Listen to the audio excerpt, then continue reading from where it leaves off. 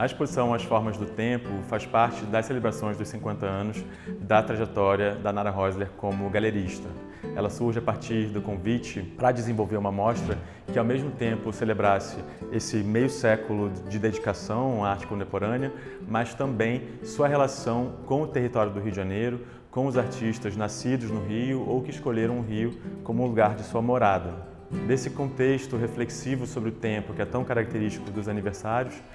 como podem os trabalhos de arte nos ensinar sobre a relação entre os seres, o tempo e o mistério? E como essa exposição é sobre o tempo, a gente desenvolveu essa proposta como uma espiral em que o que vem antes, o que vem depois e o presente se informam, transformam e deformam simultaneamente, de outras maneiras que não consideram a temporalidade de uma maneira linear, progressiva e irreversível. Essa é uma exposição que propõe alguns encontros inesperados, assim, são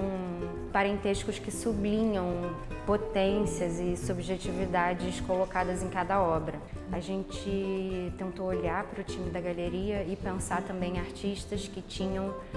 o Rio de Janeiro como uma espécie de duração compartilhada. Então, não só artistas que nasceram e cresceram no Rio de Janeiro, mas também artistas que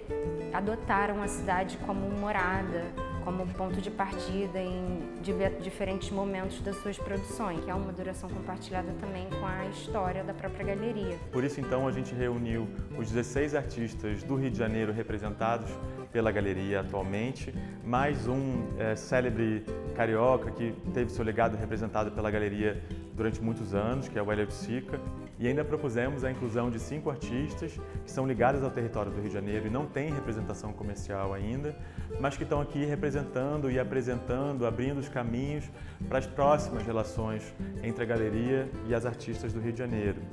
Reunindo então obras desde os anos 50 até 2026, a gente cria encontros significativos que nos ajudam a pensar sobre categorias importantes para reflexões sobre o tempo, permitindo que a gente possa perceber o tempo com diferentes texturas, movimentos, desenhos. Então, acho que é um convite também para que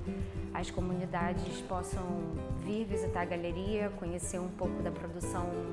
desses artistas importantíssimos do seu elenco, mas também ter a oportunidade com essa visita de, quem sabe, descobrir alguns novos trabalhos dessas artistas que não são do elenco da galeria, mas que participam